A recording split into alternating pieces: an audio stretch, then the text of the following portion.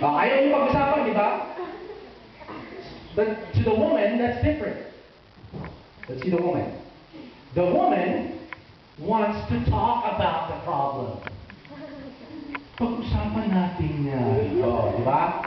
Like, okay, mga babae, naman kung may landline lang sigurado kayo magtatawagan kayo. Alam mo yung boyfriend ko?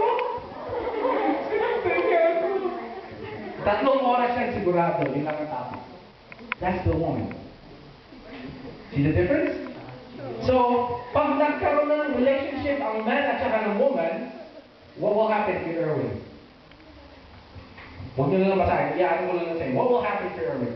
So, if the man and the woman is both under stress, and they are both in a relationship, what's going to happen? The woman will be like, sweetheart, let's talk about it. But then, oh, leave me alone.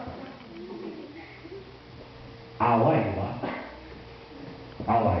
Because the woman wants to talk about it. She wants to embrace the problem and let it out. Well, the man wants to watch TV, watch basketball, play video games by himself. See? Major difference. So, bro, magiging series ata ito kasi na-cover ko lang yung lalaki. Next time, I'll cover the women. But tonight, I want to teach you women and men what God designed.